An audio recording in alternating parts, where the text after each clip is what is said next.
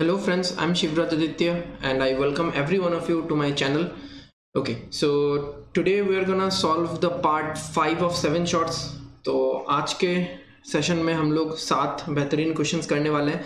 आज के सेशन में द स्पेशलिटीज परमुटेशन कम्बिनेशन के कुछ स्पेशल क्वेश्चंस रहेंगे, wonderful questions and along with some algebra, basically some questions from quadratic equation. Okay, so let's proceed. So this is the first question in front of you. So I'm not reading out the questions.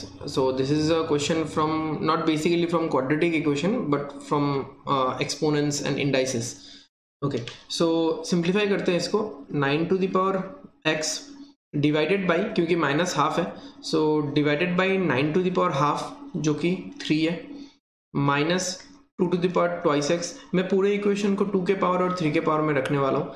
Divided by 2 का square, क्योंकि 2 to the power 2 twice x minus 2 है, सो 2 to the power minus 2 is 1 by 2 to the power 2 which is 4 equals 4 को हम लोग 2 square लिख सकते हैं, तो 2 की पावर twice x माइनस 3 की power twice x to the power में माइनस 3 है, यानी डिवाइड में आ जाएगा 27. ओके, नाउ व्हाट, इसको हम लोग ऐसे कर सकते हैं. 3 की पावर में 2x डिवाइडेड बाई 3 प्लस 3 की पावर में 2x डिवाइडेड बाई 27 इक्वल्स 2 की पावर में 2x प्लस 2 की पावर में 2x divided by 4. So this will become kind of 27 LCM हो जाएगा अपना, ठीक है. 9 मल्टीप्लाई हो जाएगा, सो 10 इंटू 3 की power twice x, this will be 5 by 4. twice x है और यहाँ पे twice x का 1 बाई 4 है, सो 5 बाई 4 ऑफ 2 की power twice x. So let's cut it down. 2 होगा, ठीक है. ये 2 को मैं क्रॉस मल्टीप्लाई करके नीचे लेके आ सकता हूँ. सो 3 की पावर में 2x divided by 27 equal to 2 की पावर में 2x डिवाइडेड बाई 8. समझ में आ गया ना. 2 की पावर में 2x डिवाइडेड बाई 4 है और लेफ्ट हैंड साइड में 2 है हमारे पास, वो नीचे आ जाएगा. सो इसको अगर हम लोग थोड़ा पावर्स के फॉर्म में लिखें, सो 2 की पावर 2x माइनस 3 आएगा, क्योंकि इस 27 को I can write it as 3 की पावर 3 और इस 8 की पावर को इस 8 को I can write it as 2 to the power 3, so equal to 2 to the power twice x minus 3. So अगर इन दोनों चीज़ों को इक्वल होना है then for sure twice x minus 3 को 0 होना पड़ेगा, because anything to the power 0 is 1 and x will be 3/2. ठीक है, वंडरफुल क्वेश्चन, स्ट्रेट फॉरवर्ड, बस एक आपको अप्रोच चाहिए. Next, how many 4-digit numbers which are divisible by 6 can be formed using the digits 0, 2, 3, 4, 6 such that no digit is used more than once and 0 does not occur in the leftmost position. So obviously क्योंकि यहाँ पे हमको 4-digit number बोल दिया गया है, left most position पे 0 हो भी नहीं सकता, क्योंकि अगर 0 हो गया वो नंबर एक 4-digit नंबर नहीं कहलाएगा, that will be called as a 3-digit number. Okay, हमको 6 से डिविजिबिलिटी चेक करना है, यानी वो नंबर 2 से डिवाइड होना चाहिए और साथ में 3 से भी डिवाइड होना चाहिए. ठीक है, सो 2 से डिवाइड होना चाहिए, इसका मतलब वो नंबर एक इवन नंबर होना चाहिए और वो 3 से भी डिविजिबल होना चाहिए. Basically we need a even number which is divisible by 3. Got it. तो इवन नंबर तो माइंड में रखना पड़ेगा हमको, रहेगा ही वो. Divisibility by 3, so if we add all this digits, 3 का डिविजिबिलिटी रूल क्या था कि sum of the digits has to be divisible by 3. तो यहाँ पे कितना आ रहा है, 15 आ रहा है, विच इज डिविजिबल बाई 3. यानी अभी यहाँ पे जैसे हमारे पास 5 डिजिट्स है, हमको 4-digit नंबर बनाना है, तो यहाँ से मैं वही डिजिट हटा सकता हूं जो कि 3 से डिवाइड होता है, तो फिर उससे फर्क नहीं पड़ेगा. जैसे मान लो कि मैंने 3 हटाया और 0, 2, 4 और 6 को लेके एक नंबर बनाया, तो इसका टोटल कितना होगा, 6 + 4 10 और 2 12, तो वो नंबर 3 से डिवाइड होगा. अब मान लो मैंने 3 को रख लिया अपनी जगह में और 6 को हटा दिया इस ग्रुप से, सो 0, 2, 3 और 4 से एक नंबर बनाया, 3 और 4 7 और 2 9, तो कुछ फर्क नहीं पड़ेगा। बट अगर मैं 2 और 4 इन दोनों में से कोई एक नंबर हटा रहा हूं और हटा के एक 4 डिजिट नंबर बना रहा हूं, देन वो नंबर 3 से डिवाइड नहीं होगा। ठीक है, सिंपल लॉजिक है, आप चेक भी करना, चेक कर सकते हो। जैसे मान लो मैं अगर 2 हटा रहा हूं, ओके, तो 0, 3, 4 और 6 से मैं एक नंबर बनाना चाहता हूं, तो 6 और 4 10 और 3 13, वो डिवाइड नहीं हो रहा है। सो मैं क्या कर सकता हूं, 0, 2, 4, 6 इन चारों डिजिट से कितना नंबर बनेगा मुझे देखना है, और 0, 2, 4, 3 इनसे कितना नंबर बनेगा ये देखना है। या फिर और क्या मैं हटा सकता हूं, मैं 0 को हटा सकता हूं, कुछ प्रॉब्लम नहीं है। ठीक है, सो ये 3 टाइप का कॉम्बिनेशन आप कर सकते हो। अब इन 3 टाइप के कॉम्बिनेशन से कितना कितना नंबर बनेगा वो चीज आपको ध्यान देना है। Got it? सो देखते हैं कितना नंबर बन सकता है। The rule of multiplication. ठीक है, कितना नंबर बन सकता है, 4 डिजिट नंबर बनाना है मुझे। सो पहले प्लेस पे तो 0 नहीं आ सकता, so I can fill the first place in 3 ways. Second place में 0 आ सकता है, बट एक नंबर तो यूज हो चुका है ऑलरेडी। एक number, no digit is use more than once. It can be filled in 3 ways, it can be filled in then again in 2 ways, in 1 ways. तो कितना नंबर आ रहा है हमारे पास, 18। ओके, इसमें क्या है, इसमें भी ऑलमोस्ट सेम मैंने बोला। ठीक है, so this can be filled in 3 ways. Like 0 में यूज नहीं कर सकता। अब एक नंबर जब पहली जगह में यूज हो गया तो फिर सेकंड के लिए 3 ही नंबर बचते हैं जिसमें मैं 0 यूज कर भी सकता हूं। 3 ways, then 2 ways, 1 ways, 18। But यहां पे एक प्रॉब्लम होगा कि ये जो जगह है इस जगह में 3 नहीं आ सकता, तो मुझे उन चारों नंबर्स को माइनस करना पड़ेगा।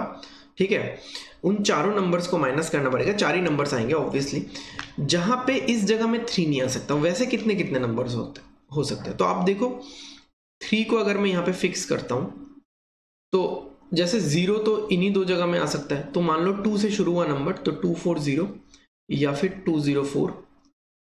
ओके, या फिर 4 से शुरू हुआ नंबर 420, यहाँ पे 3, और 402 यहाँ पे 3। तो ये 4 नंबर नहीं आ सकते इस लिस्ट से, मुझे इसको बाहर करना पड़ेगा। तो यहाँ पे 14 आ गया। ओके, अब यहाँ पे देखो, यहाँ पे कितने नंबर्स आ सकते हैं। ओके, इसको by the rule of multiplication करने का जरूरत भी नहीं है, आप डायरेक्ट कर सकते हो। 4 नंबर्स है, all this 4 numbers can be arranged in 4 factorial veg. But इसमें वो सारे नंबर्स भी आ गए जिसमें लास्ट में 3 है, तो लास्ट में 3 को फिक्स करके ये बाकी जो 3 नंबर्स है, 3 डिजिट्स है बेसिकली, 2, 4 और 6, इनको मैं कितने वे में अरेंज कर सकता हूँ, 3 फैक्टोरियल वेज में, जो कि मुझे काउंट में नहीं लेना है, तो इसको हटा देना है। 24 - 6, दिस इज 18। ठीक है, तो 18 हो गया 36 और 14 टोटल हो गया आपके पास 50 नंबर्स। ठीक है, wonderful question, very precise way of thinking you have to give for this question. Next, 2 types of tea, A and B, are mixed and then sold at ₹40 per kg. The profit is 10% if A and B are mixed in the ratio 3:2 and 5% if this ratio is 2:3. The cost prices per kg of A and B. ठीक है, तो आप ऐसे मान सकते हो कि A का कॉस्ट स्मॉल a पर रुपीस पर केजी है, B का स्मॉल b रुपीस पर केजी है। ठीक है, तो 3:2 में एक बार इनको बिठाया जा रहा है और एक बार 2:3 में। ठीक है, अब क्या है, देखो अगर मुझे कॉस्ट प्राइस निकालना है जब 3:2 में मिक्स किया जा रहा है, तो 3A, क्योंकि A को मैंने 3 यूनिट लिया, B को मैंने 2 यूनिट लिया, and then divided by total units 5 है। So this is the cost price for the first situation. और जो कॉस्ट प्राइस निकलेगा वो यहां से भी तो ये 10% यूज करके भी मैं निकाल सकता हूं कॉस्ट प्राइस। 10% मतलब कितना होता है, +1/10। ठीक है, सेलिंग प्राइस तो दिया हुआ है 40, तो if this is CP, 11 is selling price which is 40। 11 अगर 40 है तो 10 कितना होगा, 400/11।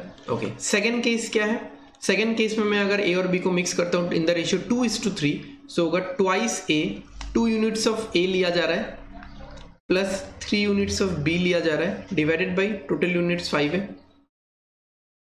ओके, सो यहाँ पे कितना होगा 5%। 5% इज 1 बाई प्लस 1 बाई 20 होता है, तो 21 इज इक्विवेलेंट टू 40, तो यहाँ पे आ जाएगा 800 बाई 21।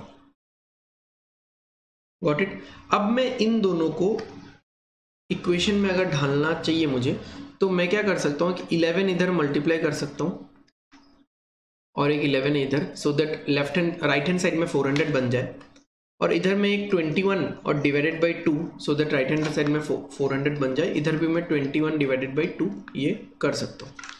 ठीक है, सो राइट हैंड साइड दोनों में अगर 400 बन गया तो लेफ्ट हैंड साइड दोनों इक्वल होना चाहिए, तो I can write it as 33a plus 22b equals to 21a plus 63/2b।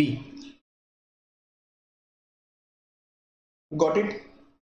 अब क्योंकि यहाँ पे ये कैंसिल हो जाएगा, 5 कैंसिल हो जाएगा। ओके, तो ये इस साइड जाएगा, तो इसमें कितना आ रहा है 12 आ रहा है इसमें 12a, और this is going that side 63, 19/2 आ रहा है, तो a इज टू b कितना आ रहा है 24:19। ठीक है, या मैंने गलत लिखा शायद, 19:24, 19:24, ऑप्शन बी। ठीक है, सिंपल सा क्वेश्चन था ये। ओके, सो नेक्स्ट चलते हैं नेक्स्ट क्वेश्चन पे।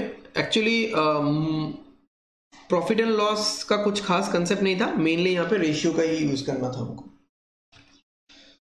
Now this is a very beautiful question, question number 2 की तरह ही। How many numbers with 2 or more digits can be formed with the digits 1, 2, 3, 4, 5, 6, 7, 8 and 9, so that in every such number, let me take a pen, so that in every such number each digit is used at most once and the digits appear in the ascending order। अब एक चीज आप मुझे बताओ, अगर मैं कोई 2 digit number form करता हूं, अगर मुझे एक 2 डिजिट नंबर बनाना है, मान लो 7 और 3 को यूज करके, तो एक ही नंबर बनेगा 37।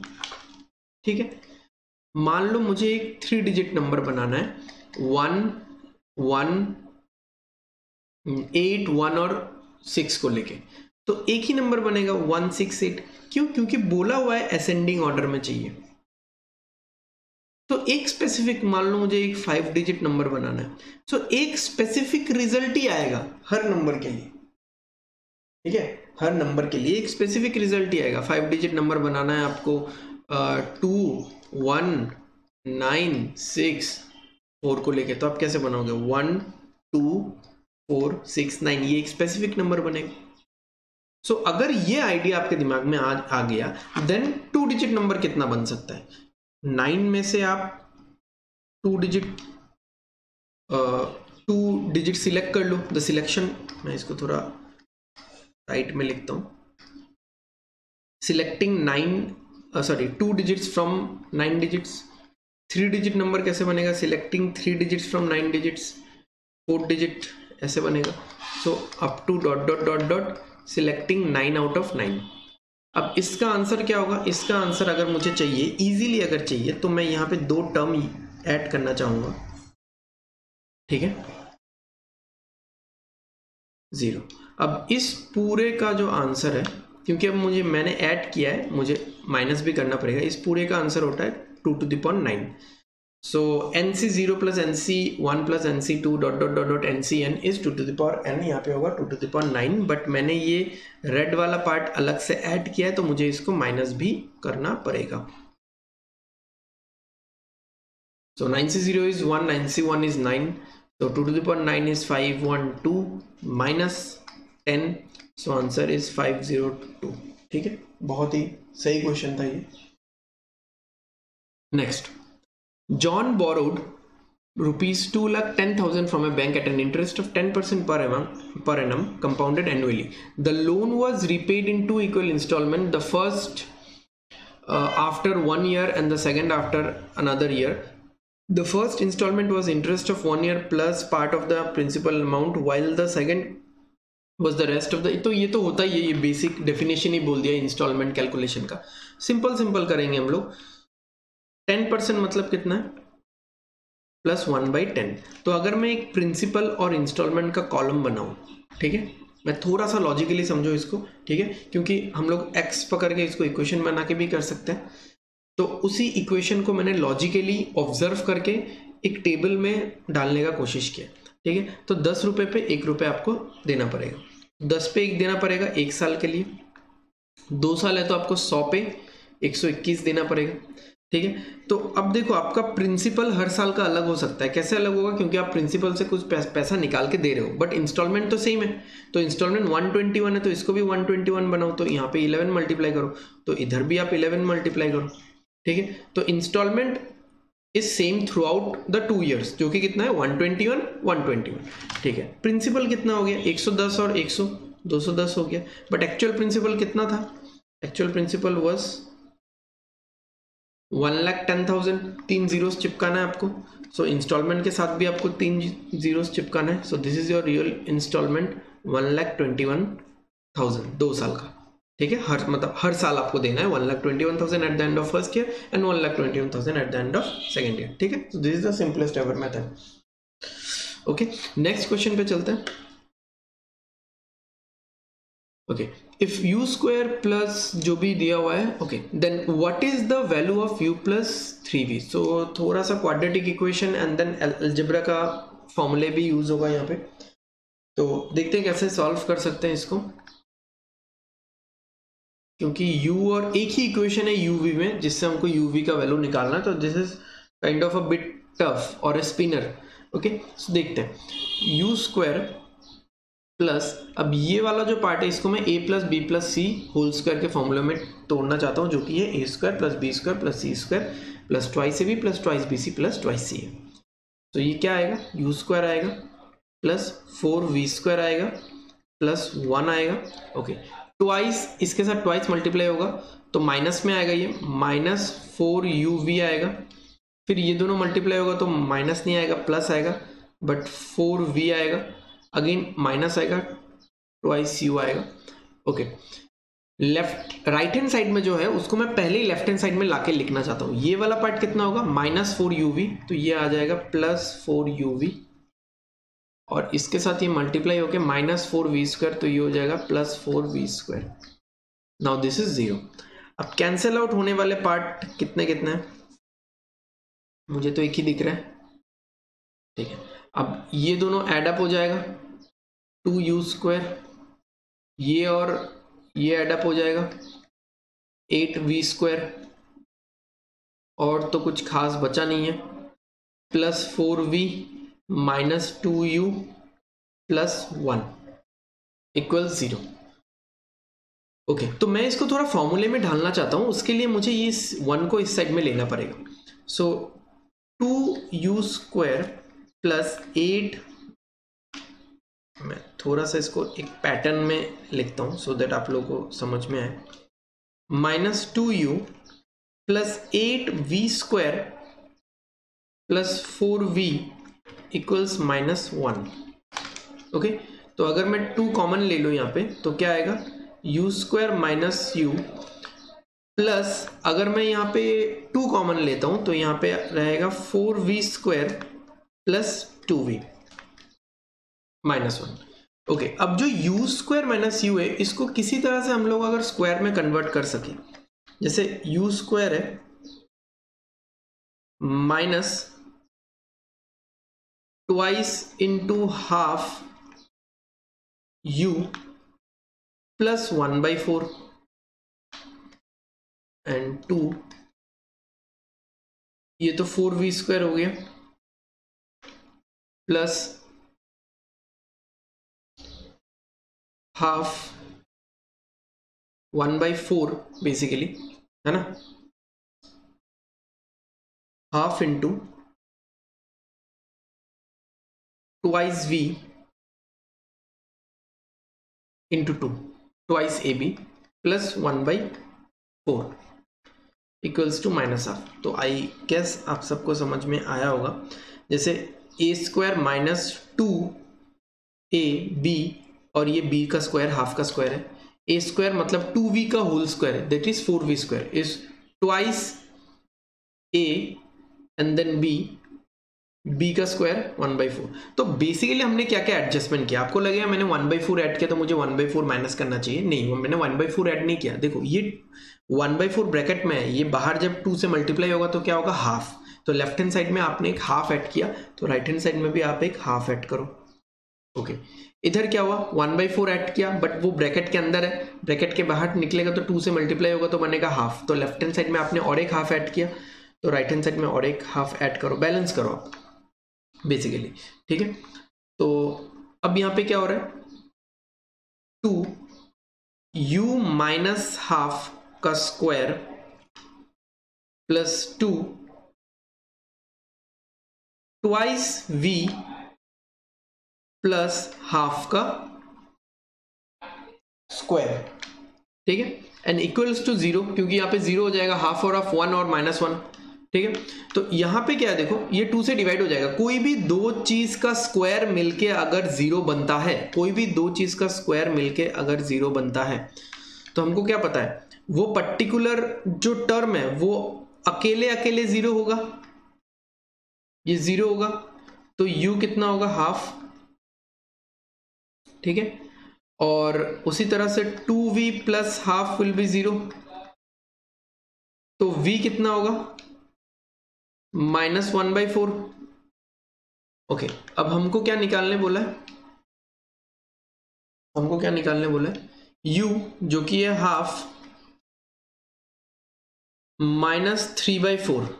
सो हाफ -3/4, 50% से आप 75% घटाओगे तो क्या आएगा, -25% ही आएगा, -1/4 will be your answer.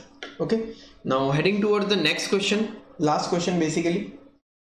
Point P lies between point A and B such that the length of BP is thrice that of P। अच्छा, लास्ट क्वेश्चन के बारे में मुझे एक चीज बोलना था कि लास्ट क्वेश्चन जैसा था, आपको इनिशियली लगा होगा कि U और V में एक ही इक्वेशन है तो U भी निकालना टफ होगा, ये मैंने क्वेश्चन के स्टार्टिंग में भी बताया। बट जब भी आपको क्वाड्रेटिक इक्वेशन इस तरह से दिया जाए तो कंप्लीटिंग द स्क्वायर, ये वाला लॉजिक आपके बैक ऑफ द माइंड चलते रहना चाहिए। ओके, ठीक है, तो इसमें हम लोग पहले ड्रॉ कर लेते हैं। सो ए और बी, इसमें पॉइंट पी कहीं पे है, तो बीपी इज थ्राइस, तो ये हो गया 3x, तो दिस इज x। कार 1 जो है starts from A and move towards B, simultaneously car 2 starts from B and move towards A. Car 2 reaches P 1 hour after car 1 reaches. तो car 1 को अगर t टाइम लगता है, car 2 को लगता है t+1। ठीक है, if the speed of car 2 is half that of car 1, तो इसका स्पीड अगर s है, इसका s/2 है। तो अगर मुझे t का वैल्यू लिखना है, मैं t कैसे लिखूंगा, कार 1 को a से p तक कितना टाइम लगा, distance by speed. Okay, car 2 को कितना टाइम लगा, अगर मुझे लिखना है t+1 टाइम लगा ना, तो वो t+1 का वैल्यू कितना है, डिस्टेंस बाई स्पीड, जो कि होगा 6x/s, और x/s एक्चुअल में क्या है, इस 60। तो t+1 sorry is equal to 60। ठीक है, तो 60 इक्वल्स टू 60, अच्छा 60 मैं बाद में लिखता हूँ, 6t is equal to t+1, तो t+1, अब 1 आवर में मैं इसको 60 मिनट में कर रहा हूँ। ठीक है, तो 5t equals to 60, then t equals to 12 minutes. अगर आप इसको 1 भी रखते तो आपका आंसर आता 1/5 of an hour, 1/5 of an hour is 12 minutes only. Okay, so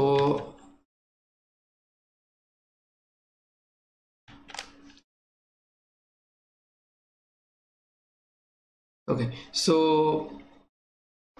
This is the end of part 5. Thank you everyone for watching, and I hope in 5 videos में जो 35 questions, 35 bunch of questions, really great questions, तो आप सबको basics अपना strong करने को मिला होगा, ठीक है। And I know some of you are struggling for your basics even now, तो धीरे धीरे क्लियर होगा, ठीक है। Have patience, give some time. मैं ऐसा नहीं बोलूँगा कि अब 10 वीडियोस देख लो, 15 वीडियोस देख लो, ठीक है। ये सब बेतु की बातें हैं कि इन सब से आपका बेसिक्स क्लियर हो जाएगा, तो ऐसी बात नहीं है। आप आराम से give some time to your basics, strengthen it, और धीरे धीरे क्वेश्चंस भी करते रहो, वीडियोस देखते रहो, एंड तो क्लियर होता रहेगा। And one more thing, subscribe कर दो आप लोग, सब्सक्राइब करना मत भूलना, ताकि आपको अगले वीडियोस का नोटिफिकेशन मिलता रहे। एंड आपको अच्छा लगा तो लाइक कर दो, okay. So thank you guys, thanks a lot for watching.